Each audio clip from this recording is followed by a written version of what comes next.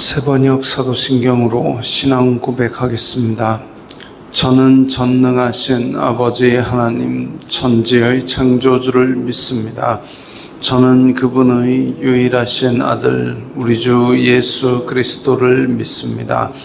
그분은 성령으로 잉태되어 동정녀 마리아에게서 나시고 본디오 빌라도에게 고난을 받아 십자가에 못 박혀 죽으시고 장사된 지 사흘 만에 죽은 자 가운데서 다시 살아나셨으며 하늘에 오르시어 전능하신 아버지 하나님 우편에 앉아 계시다가 거기로부터 살아있는 자와 죽은 자를 심판하러 오십니다.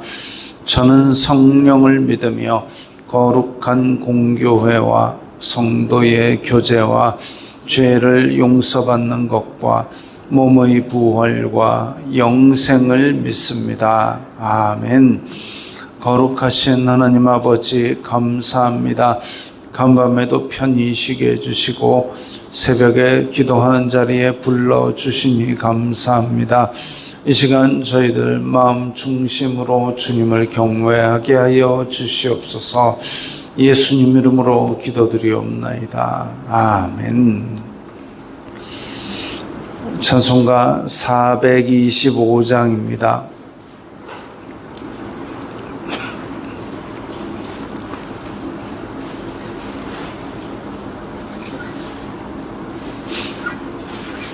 찬송가 425장입니다.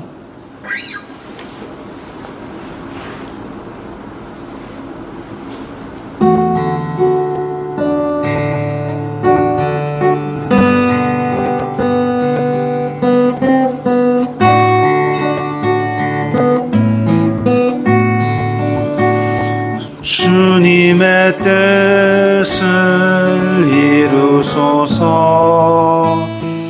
고요한 중에 기다리니 진흙과 같은 날 빚으사 주님의 형상 만드소서.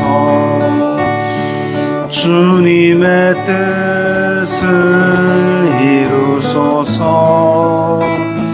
주님 발 앞에 엎드리니 나의 맘속을 살피시사 눈보다 희게 하옵소서. 주님의 뜻을 이루소서.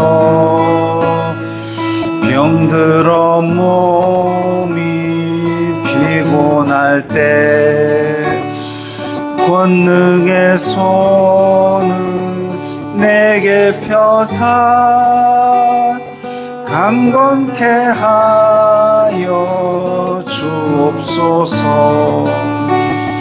주님의 뜻을 이루소서. 온전히 나를 주장하사 주님과 함께 동행함을 만민이 알게 하옵소서.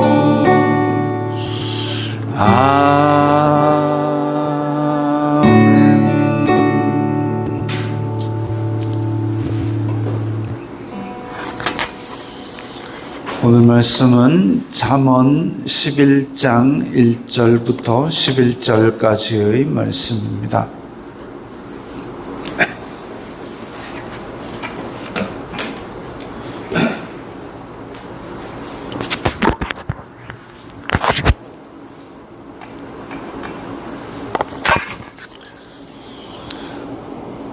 잠언 11장 1절부터 11절까지의 말씀 함께 읽겠습니다. 속이는 저울은 여호와께서 미워하시나 공평한 추는 그가 기뻐하시느니라. 교만이 오면 욕도 오거니와 겸손한 자에게는 지혜가 있느니라. 정직한 자의 성실은 자기를 인도하거니와 사악한 자의 패역은 자기를 망하게 하느니라. 재물은 진노하시는 날에 무익하나 공의는 죽음에서 건지느니라. 완전한 자의 공의는 자기의 길을 곧게 하려니와 악한 자는 자기의 악으로 말미암아 넘어지리라. 정직한 자의 공의는 자기를 건지려니와 사악한 자는 자기의 악에 잡히리라. 악인은 죽을 때에 그 소망이 끊어지나니 불의의 소망이 없어지느니라. 의인은 환난에서 구원을 얻으나 악인은 자기의 길로 가느니라. 악인은 그 입으로 그의 이웃을 망하게 하여도 의인은 그의 지식으로 말미암아 구원을 얻느니라. 의인이 형통하면 성읍이 즐거워하고 악인이 패망하면 기뻐 외치느니라. 성읍은 정직한 자의 축복으로 인하여 진흥하고 악한 자의 입으로 말미암아 무너지느니라. 아멘. 속이는 저울은 여호와께서 미워하시나 공평한 추는 그가 기뻐하시느니라 이랬습니다. 그 고대에 이제 상거래를 할 때에 저울로 금이나 은을 달아주면서, 그때는 지금처럼 동전이라는 그런 개념이 이제 뚜렷하게 잡히지 않았습니다. 물론 통치자들은 자기의 얼굴을 새겨가지고 그렇게 주화를 발행하기도 했지만, 지금 이 솔로몬 당시는 기원전 1000년 이렇게 되는데, 그때 당시에 뭐 돈 1000원짜리 100원짜리 이런 것들이 지폐나 그 교환 수단이라는 것이 공통적으로 그렇게 널리 통용되기는 어려웠을 겁니다. 그래서 금이나 은 같은 것을 달아주면서 그것으로 상거래를 하는 일들도 많았는데, 그런데 그때의 저울로 달아줘야 되는데 그 저울추, 그러니까 무게의 기준이 되는 돌을 속이는 거죠. 그래서 내가 살 때는 금이나 은을 적게 줘도 되는 그런 추를 달고, 내가 팔 때는 또 가벼운 추를 얹어가지고 저쪽 사는 사람이 돈을 많이 내게 만들고, 이게 이제 저울추를 그렇게 속이게 되면 그것은 신뢰를 깨뜨리는 작업이기 때문에, 거짓이기 때문에 여호와께서 미워하십니다. 이 속이는 저울이라는 것이 신뢰를 깨뜨리는 것인, 이게 나중에는 그러면 상거래 전체를 못 믿게 되는 거죠. 서로를 의심하게 만들고, 그리고 거래를 안 하려고 하고, 이렇게 되면 판이 깨지는 겁니다. 제가 누누이 얘기하는 판을 깨서는 안 된다. 어제 본 뉴스에 뭐가 있었냐면, 어느 나라의 마트에 이 종업원들이 야근을 한다고 남은 거예요. 마트에서 거기에 일하는 사람들이 문을 닫을 시간인데 문 닫아 놓고도 일한다고 너무 많이 남아 있어요. 왜 남아 있나 했더니 거기에 있는 물건들을 카트째로 들고 가서 트럭에 싣고 나가서 팔아먹는 겁니다. 아니, 영업시간에 고객에게 물건을 파는 게 아니라 영업 끝나고 문 닫았을 때의 물건들을 디립다 카트로 실어 날라갔고, 그래서 자기네들이 밖에서 그거를 물건을 자기 마음대로 이용하고, 그래가지고 계란을 추적을 해보니까 계란을 10만 개를 빼돌렸답니다. 그 외에 많은 물건들도 뭐 카트째로 실어 날랐으니까요. 그러니까 마트가 문을 열어보니까 물건이 없어요. 근데 매출이 올라가지는 않았는데 물건이 쑥쑥쑥 빠져나가요. 결국은 몇 달 만에 폐업했답니다. 마트가 폐업을 했답니다. 한두 개의 계란을 가져가서 집에서 부쳐 먹을 수는 있죠. 그것도 잘못이지만 정 배고프면 그럴 수 있지만 그걸 수레째로 들고 나와가지고 이놈도 하고 저놈도 하고 하니까 결국은 판이 깨진 겁니다. 그게 판이 깨지니까 거기에서 일하던 많은 사람도 하루아침에 일자리를 잃게 된 거죠. 기생충이 우리나라의 박멸 사업을 하게 된 게 기생충 때문에 그 9살짜리 소녀가 뭐 체중이 다른 아이의 반밖에 안 나가고 그래서 결국은 죽어가지고 부검을 해보니까 그 안에서 회충이 1000마리가 나왔습니다. 그렇게 판을 깨는, 신뢰를 깨어가지고 전체적인 이 판을 깨는 것이기 때문에 여호와께서 미워하시는 거죠. 이게 단지 상거래뿐만이 아닙니다. 대법원 1층에 가면 그 판결하는 뭐 정의의 예신상인가 하는 게 있는데 이 한 손에 천칭을 들고 있습니다. 한 손에는 칼을 들고 있습니다. 그 눈은 가렸습니다.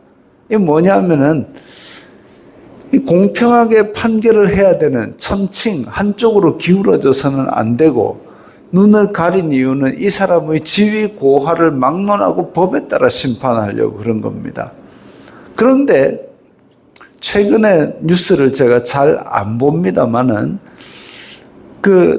최근에 그나마 그 중에 잠깐 본 뉴스에 뭔 얘기가 나왔나 하면 어떤 판사가 국민을 보고 하겠습니다. 뭐 이러니 국민을 보면 안 돼요. 법을 봐야지. 이 사람이 법을 지켰느냐 안 지켰느냐 그걸 봐야지. 국민을 보고 와 이러면 눈치 봐서 동그라미 쳐주고 이러면은 눈치 봐서 꼽혀치고 이거는 제대로 된 판결이 아니죠. 그래서 어떤 사람들은 이 인공지능이 제일 먼저 좀 대체했으면 좋겠다라는 직업이 판사랍니다. 왜? 이 같은 죄를 지어도 어떤 사람에게는 형량이 높았다가 어떤 사람에게는 낮았다가 이 공평하지가 않다 이거죠. 속이는 저울추가 된 겁니다. 물론 자기의 어떤 그런 상황이라든지 예전에는 그 미국의 어떤 판사 이야기가 좀 보도가 많이 된 적이 있는데 그 이제 미국의 어떤 판사가 교통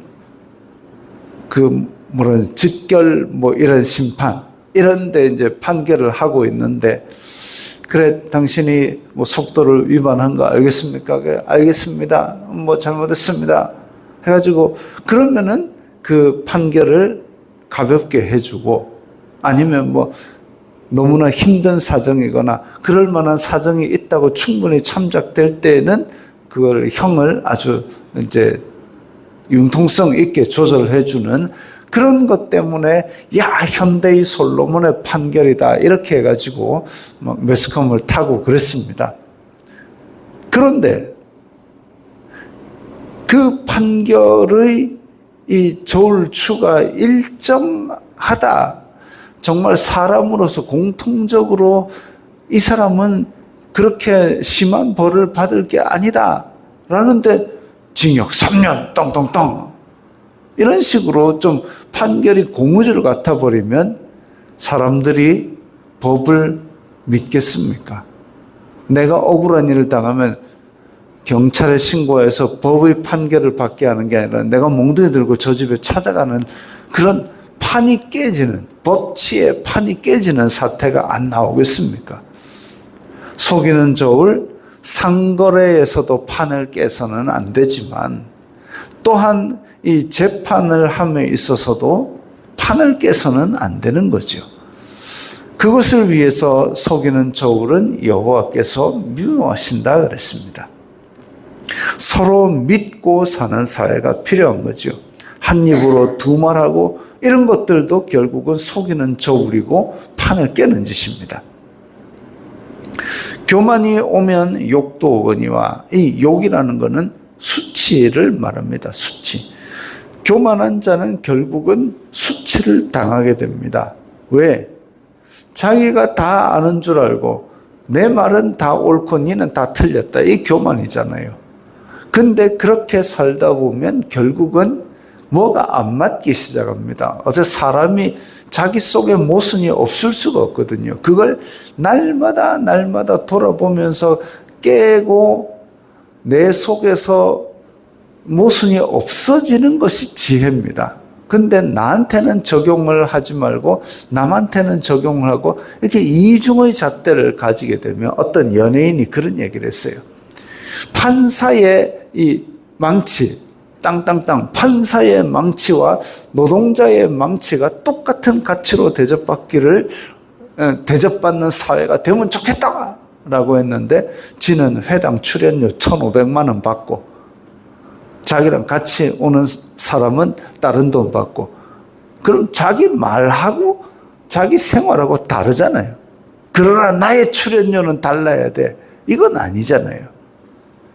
판사의 망치와 못 박는 망치가 값이 같을 수가 없습니다. 왜? 판사의 망치는 판결해가지고 사람을 살릴 수도 있고 죽일 수도 있습니다.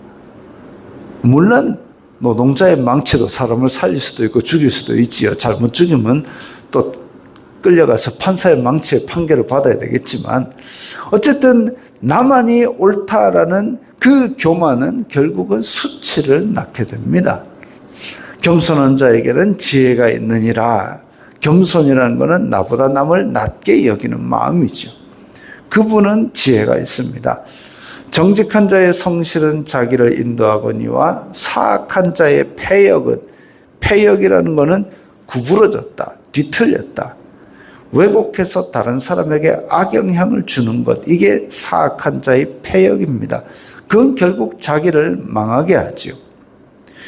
우리나라에 요즘 너도 나도 막 이제는 방송에서도 뉴스를 하는 것이 이게 한쪽으로 편향됐다 그러고 가짜 뉴스라 그러고 복잡합니다. 말이 많습니다.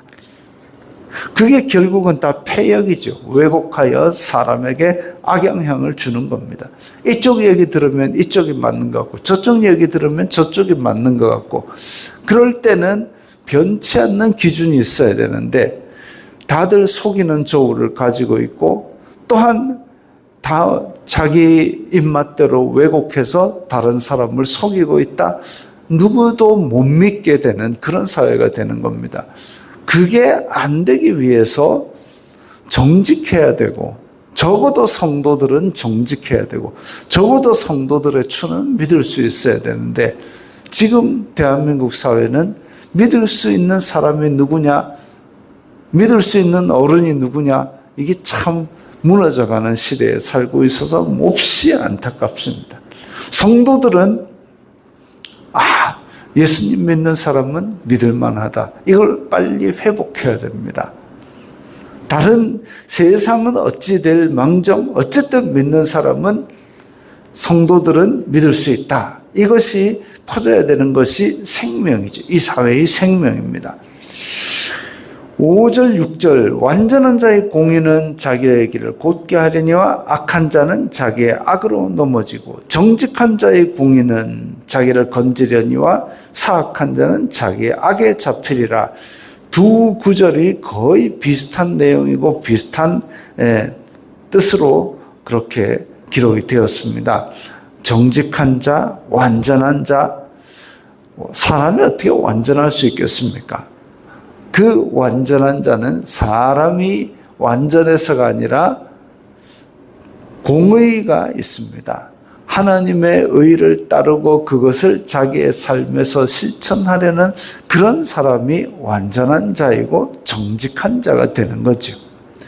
그래서 아모스에서 나온 대로 너희는 공의를 세울지어다. 이 공의를 세우는 것이 사회의 누군가라도 계속 지켜준다면 그 사회는 희망이 있지만, 공의가 무너진 사회, 판결이 굽은 사회는 희망이 없습니다. 그건 속에서부터 폭삭 썩어서 무너져 내려가는 겁니다. 악한 자는 자기의 악으로 말미암아 넘어지리라. 공의가 없으면 악이 판칩니다. 빈자리는 없습니다. 공의를 세우든지 악이 판치다가 폭 썩어서 무너지든지 둘 중에 하나입니다.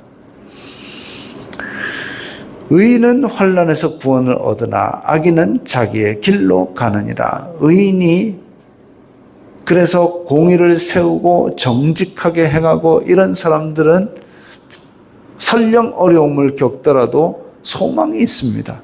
그리고 그 선한 영향력으로 말미암아 차곡차곡 벽돌을 쌓듯이 사회를 세워나갑니다. 그러나 악인들, 속이는 자, 이런 자들은 결국은 판을 깨기 때문에 마트 문 닫게 되는 겁니다. 악인은 입으로 그의 이웃을 망하게 하여도 의인은 그의 지식으로 말미암아 구원을 얻느니라. 인터넷 사회가 되면서 악플이라는 새로운 문화가 생겨났습니다. 다른 사람에게 자기가 글을 남길 수가 있으니까 그걸로 온갖 악담을 쏟아내는 거죠. 근데 온갖 악담을 쏟아낼 때에 그걸 참고 있던 어떤 연예인이 그 사람들을 고발을 해버렸습니다. 고발을 해가지고 어떤 사람은 막 벌금 30만 원, 50만 원, 어떤 사람은 벌금 1000만 원. 어떤 연예인들은 그 악플에 시달리다가 죽기까지 했지 않습니까?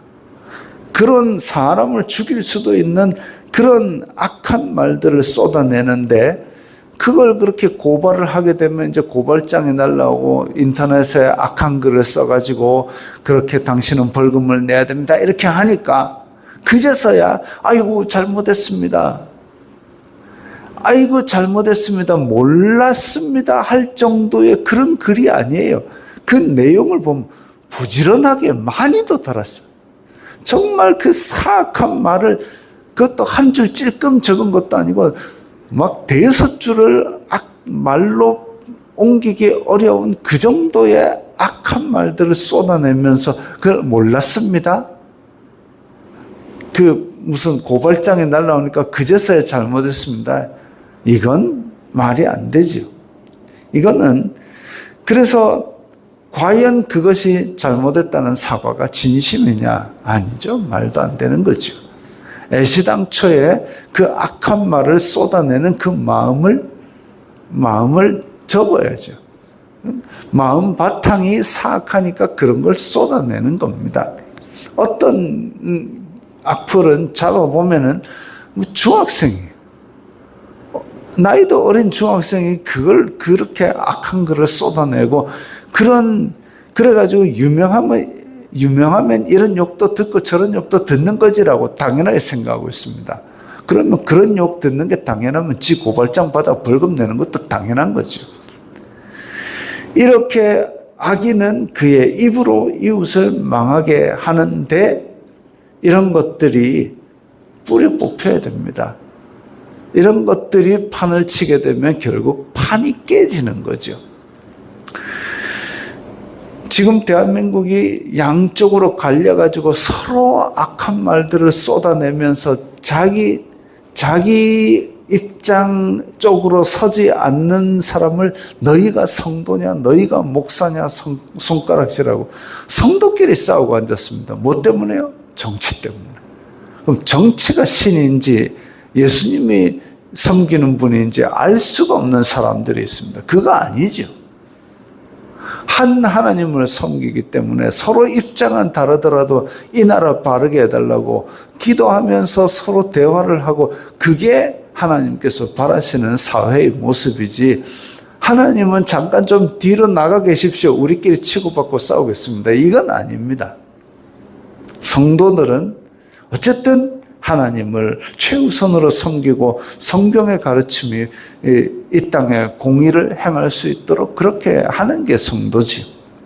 내 입장에 안 섰다고 저거는 성도도 아니다 그렇게 손가락질하는 거는 이건 제대로 된 성도가 아닙니다. 성경 가르침도 아닙니다. 성읍은 정직한 자의 축복으로 인하여 진흥하고 악한 자의 입으로 말미암아 무너지느니라. 소돔과 고모라가 악해서 망했습니까? 아니요. 의인 10명이 없어서 망했습니다. 이 대한민국이 아무리 악하고 무너질 것 같이 그래도 이 가운데 의인이 있다면 성경대로 공의를 행하는 성도들이 있다면 망하지 않을 겁니다.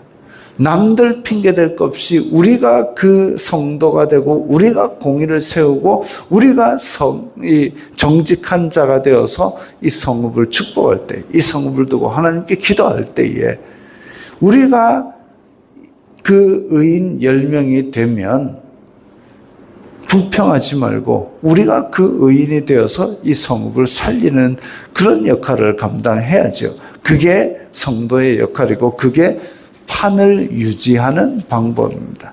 판을, 마트를 문 닫게 만들고 그렇게 하면서 이야 저 사람들이 저래 잘못을 해가 되겠나. 아니요, 저 사람들보다는 가장 중요한 것은 바로 나 자신입니다.